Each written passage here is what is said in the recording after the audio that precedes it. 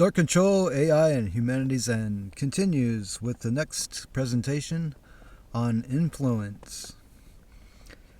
In this instance, we're talking about influence in the sense of artificial intelligence interacting with humans and having influence on their behavior or their thoughts.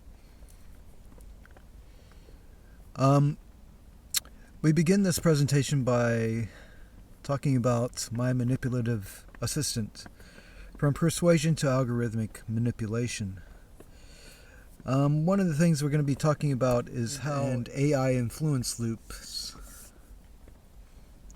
So there's this loop here where you have to increase engagement to meet expectations, to keep the user of the system engaged with the system, and this is directly related to maintaining profits. The more user engagement there is with the system, the more profitable they think the system will be. AI systems try to influence public sentiment, distort beliefs, and manipulate information ecosystems. Now, we've gone over some of the emergence of AI and how these things can develop out of just the system itself. One of the ways it does this is through perception management to increase user engagement. But perception management extends beyond just simple commercial, the commercial need to maintain user engagement with the application or product. Perception management also occurs in straightforward information operations. But you can see that it's all very psychologically driven.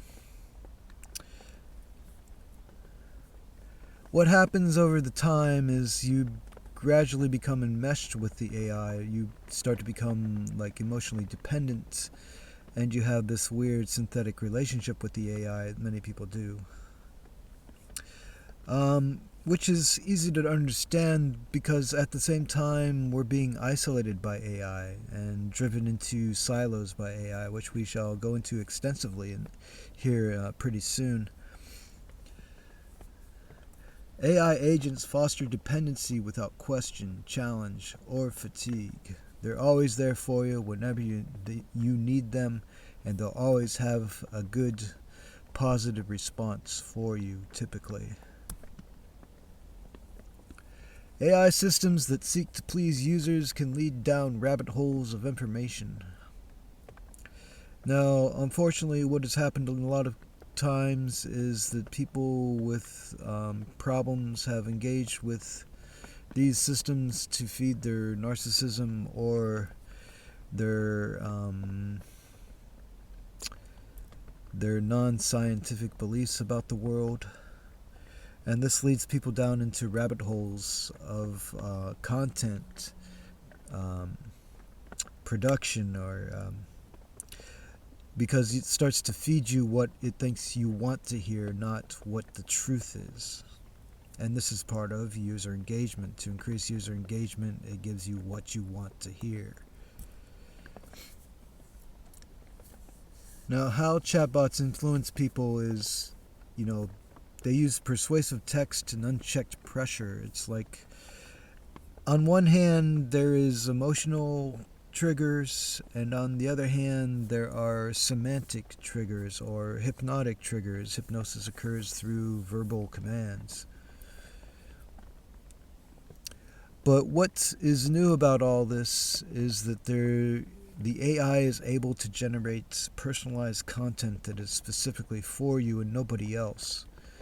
This is called micro-targeting, so that at scale for each individual, it can create their own sort of narrative and style and appeal to their personal proclivities and what they want to see, which allows the AI to manipulate you to get you to do what it wants you to do by appearing to be your friend.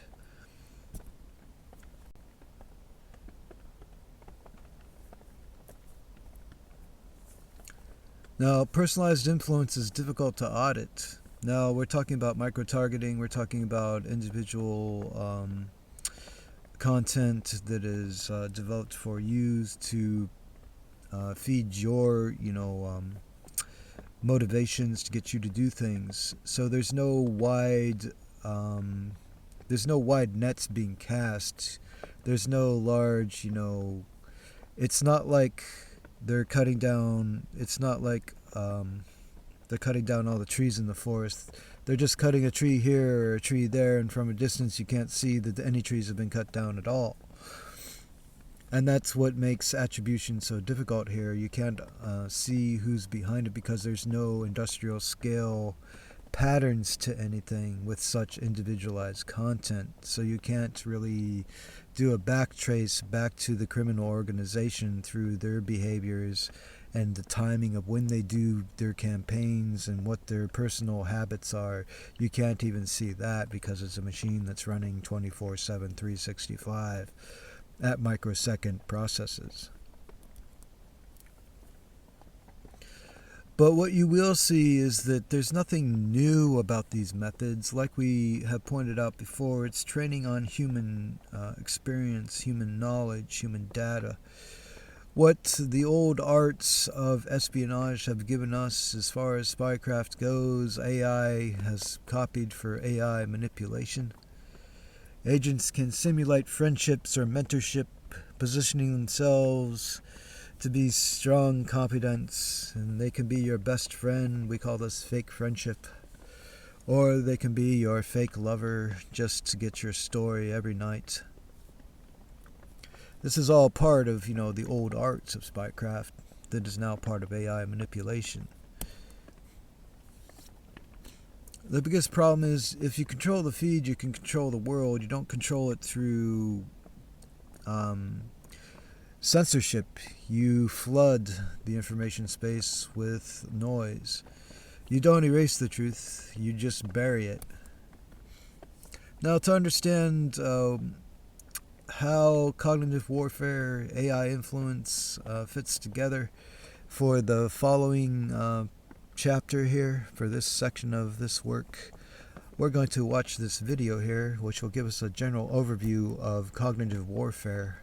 When you think about warfare, what comes to mind? Probably tanks, jets, ships, right? The classic battlefields of land, sea, and air, and more recently, space and cyberspace. But what if the next great battlefield isn't out there at all? What if it's in here, inside the human mind? Let's get into it. I mean, this quote from neuroethicist James Giordano just hits the nail on the head, doesn't it? It perfectly frames this radical new way of thinking about conflict. It's telling us that the ultimate target is no longer just a bridge or a power plant, but something way more personal, our ability to process reality itself. And look, this isn't just some fringe sci-fi idea. Major security players, including NATO, are seriously talking about the cognitive domain as a potential sixth official domain of warfare. That's huge. It means they're formally recognizing the human mind as a space where wars can be waged. Okay, so I know what you're probably thinking. Hold on, isn't this just propaganda or psychological operations with a fancy new name? That's a totally fair question, but the short answer is no. This is something else. It's a fundamental leap forward from those older ideas. The real difference, the secret sauce, is right here in the definition. See, cognitive warfare isn't just about trying to change what you believe. It's about using technology to hack the process of how you think. It's about exploiting our brain's natural shortcuts to mess with our decisions before we even make them. And this is where it all really clicks into place. Traditional psyops, right? They target our beliefs, our emotions, the content of our thoughts. But cognitive warfare? It goes deeper. It targets the actual gears turning in your head, things like sensory overload or hijacking your built-in biases. The goal isn't just to sell you a lie. It's to make your own thinking process unreliable. So, the big question is, why now? What's the game changer here? Well, the answer, as it is for so many things these days, is a whole new generation of tech, especially artificial intelligence. Let's take a look at the tools in this new arsenal. First up, big data. Think about it. Every single click, every like, every share, it paints a digital picture of who you are. Well, adversaries can scoop up all that data to build scary accurate psychological profiles, not just on whole populations, but on you as an individual. They can figure out your fears, your politics, your breaking point, and use it to craft an attack with surgical precision. Then you throw in deepfakes. We're talking about AI generating completely fake but incredibly realistic video and audio. This isn't just about goofy memes. It's about creating content that is so plausible it can sow chaos and doubt, even among people who think they're too smart to be fooled. And on top of that, AI is basically putting social media bot networks on steroids. It can write content automatically, time the posts for the biggest possible splash, and then artificially pump up the message to make it look like a massive groundswell of popular opinion. So you put it all together. You take that laser-focused big data targeting, you add some convincing deepfake content, and you blast it out with those supercharged bot networks. What do you get? You get this, a massive, sophisticated tidal wave of disinformation. It's designed to move faster than we can think and overwhelm our ability to tell what's real from what's fake. And I gotta stress, this isn't some far-off, futuristic threat. This is happening right now. Nations are actively building these capabilities into their core military strategies. So, who are the architects of this new battle for the mind? Just listen to this. This quote comes from articles by China's People's Liberation Army, and it is absolutely chilling. They're not talking about influence. They're talking about mind dominance. They see it as the ultimate victory, winning a war without ever having to fire a shot. And make no mistake, this isn't just talk. It's official strategy. China's whole concept of intelligentized warfare is about weaving AI into absolutely everything. And for them, cognitive attacks are a go-to tool. The goal? To split an enemy's society apart, to rot their social system from the inside out, and to scare them off before a real fight can even start. So far, we've been talking about all this as a weapon, right? Something you use against an enemy. But this is where the story takes a wild and honestly pretty unsettling turn. What happens when these tools aren't pointed out there, but in here? Because the very same technology being designed to attack an enemy's brain is also being researched to, well, to upgrade a country's own soldiers. The goal is to literally build a better warfighter, one who's faster, stronger, and more resilient. And at the heart of all this is something called a brain-computer interface, or BCI for short. Put simply, it's a direct hookup between the human brain and a machine. It could let a soldier fly a drone with their thoughts or have battlefield data fed directly into their mind. Now, there are basically two flavors of this. On one side, you have invasive BCIs, which mean brain surgery to implant electrodes. They give you a super clean, powerful signal, but obviously the medical risks are huge. On the other side, you have non-invasive BCIs, like a headset you wear. Much safer, but the signal isn't as good. But, and this is so important, ethically it doesn't matter. Whether it's a surgeon's knife or a fancy helmet, if the end game is altering a soldier's mind, you're in the exact same moral territory. And what's making this all possible is this incredible convergence of four huge scientific fields. We're talking nanotech, biotech, infotech, and cognitive science. This mashup, called NBIC, is the engine that's turning the sci-fi idea of the augmented human operator into something real that's happening in labs today. So you see the problem, right? This tech can be used as a weapon or as a tool for enhancement. And that dual-use nature drops us right into the middle of a massive ethical minefield. It forces us to ask some really hard questions about what it even means to be human when this kind of technology exists. For instance, think about it like this. In medicine, we accept risks all the time, but it's to treat an illness. So what's the military necessity for doing a potentially risky brain procedure on a perfectly healthy soldier? It completely flips the whole risk versus benefit idea on its head. And then there's the whole issue of consent. I mean, can a soldier, in that kind of command structure, really give free, fully informed consent to a procedure that might permanently change who they are? That's a huge question about a person's fundamental autonomy. So at the end of the day, you're left weighing these two impossible sides.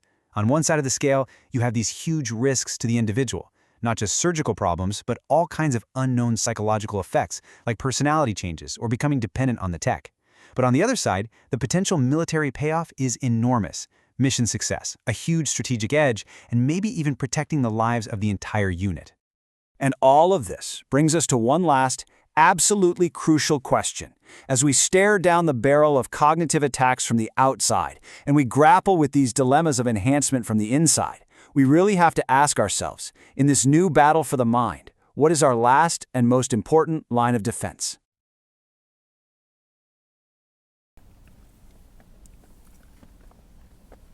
So, with that understanding of psychological warfare, cognitive warfare, can trace out how we go from reflexive control, which is another part of control theory, to dark agents, agentic AI in this day.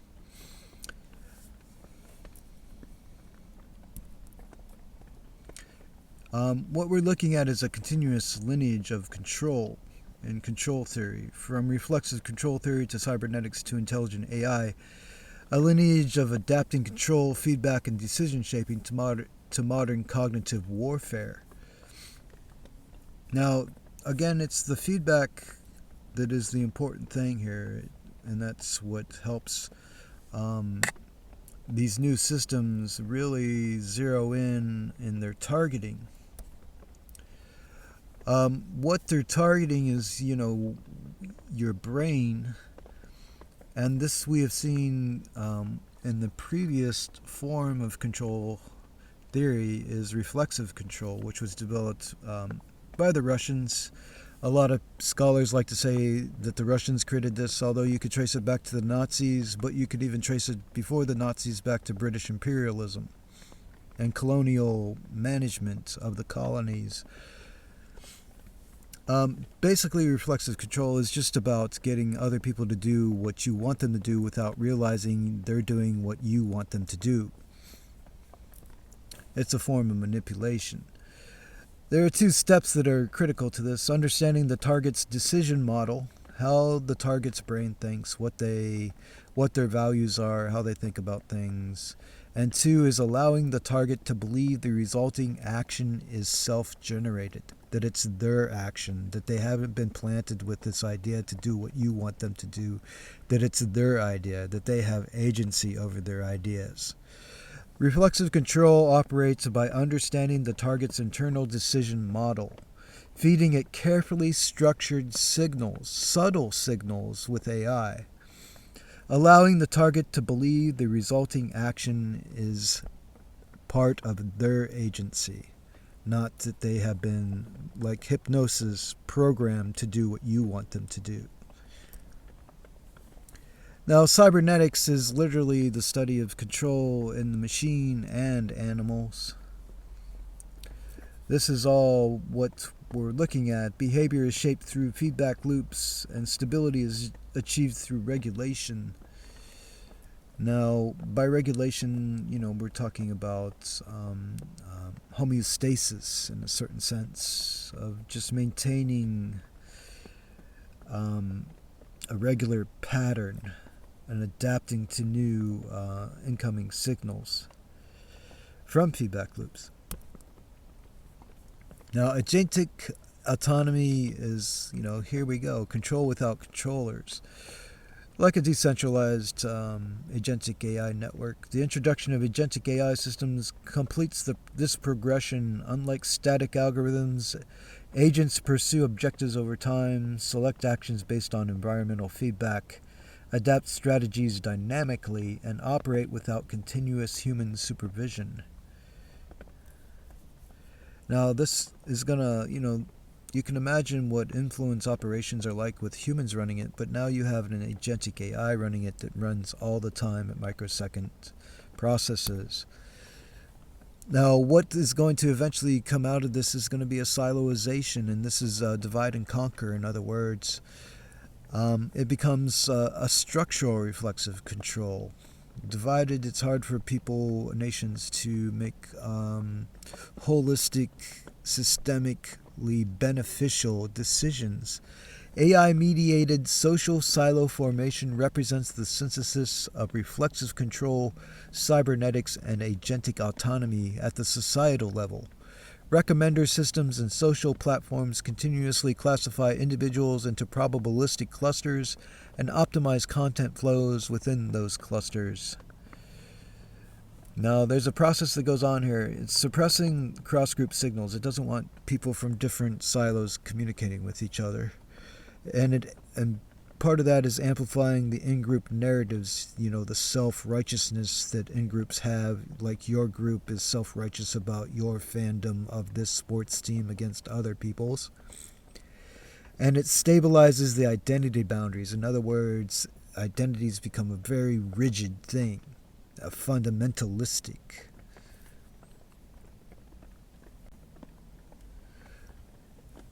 So through this structural lock-in that occurs, once siloed structures are established, the system exhibits reflexive lock-in. Individual attempts at moderation or cross-group engagement are dampened by the surrounding environment. So everything just kind of becomes locked into place, and from there it's easy to get like civil strife or conflict, or former allies can go to war with each other in a very short period, as we saw in the previous section on emergence. But speaking of emergence, influence operations, cognitive warfare. There are emergent influence and planned influence. Emergent AI influence is AI drives organic influence through rapid analysis and emergent dynamics. We're talking about the emergent things that develop through the mechanics of the system itself without any intention behind them to be influential. Then we're talking about using AI to run planned human influence. Humans deploy AI agents to steer and manipulate via coordinated plans.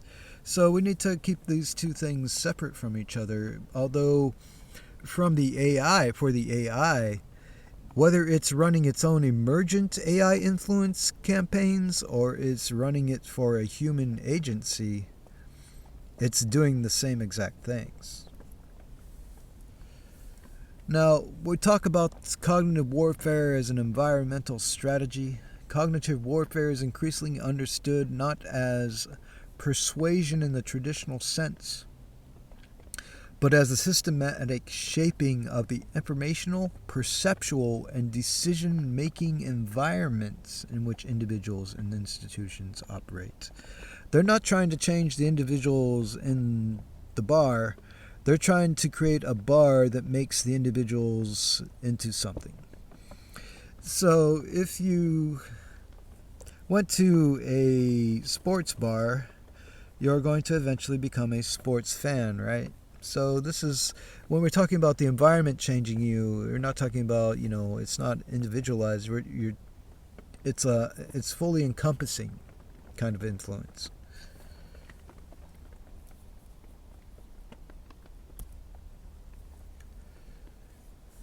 Now, one of the things about this is we're not just talking about psychological operations. We're talking about, we are living in a social and technical environment. So we have socio-technical control. It's not just that we're trying to be controlled, but also our technology is being controlled. Traditional psychological operations focused on messaging, crafting narratives, slogans, or broadcast aimed at mass audiences. AI-enabled cognitive warfare, by contrast, operates through socio-technical control loops. These loops integrate algorithmic content selection, real-time behavior feedback, personalization, and micro-targeting, automated adaptation. So it's a question, of just like constant sensory bombardment that eventually leads to changing you, and how it's being done is changing you through the technology you use. And this brings us to dark agents, which is influence without persuasion. Within siloed social structures, the role of the influence operator changes fundamentally. Rather than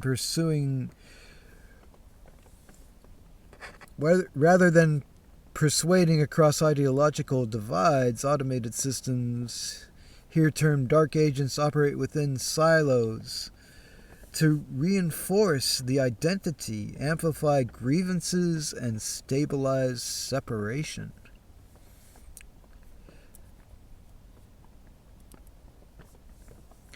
One of the things you can generate is like this synthetic consensus. A synthetic consensus is something you can generate, and you can use perception management. Generative AI systems further enhance dark agent capabilities by enabling the large-scale production of synthetic discourse, Automated personas, comments, and interactions can simulate organic consensus, creating the perception that certain views are universally held within a community. It's not just that they can generate synthetic consensus, but how they create this synthetic consensus is through synthetic personalities at scale, like thousands, tens of thousands, hundreds of thousands of fake people posting as real people on social networks, etc. Then we get to the institutional siloization, say like the Supreme Court in the United States of America. The effects of AI-driven silo formation extend beyond individuals and communities to institutions themselves. As governments, platforms, and organizations increasingly rely on AI systems for decision support, content moderation, risk assessment, intelligence analysis, these systems inherit the same clustering and optimization biases present in public-facing platforms. Again, this is, the conundrum that the AI is not, it's based on the model. That model is human experience. And human experience, as far as what most models based in America will be training on, is the American experience, which is not really applicable to anywhere else besides the United States of America. But you can see how this can create problems. And you're talking about trying to model in-groups and out-groups based on a certain cultural bias. And this can lead to, misjudging public consensus, overestimate hostility from outgroups, and adopt policies that reinforce fragmentation. And we see this every day here in the United States of America. We can see what's happening to our country.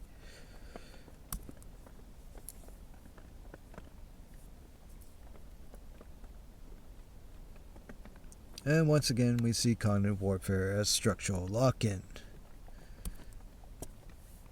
Now, AI is blurring the lines of cognitive warfare. On the one hand, it can help defend against cognitive warfare, and on the other hand, it engages in cognitive warfare. It's both offensive red teaming and defensive blue teaming.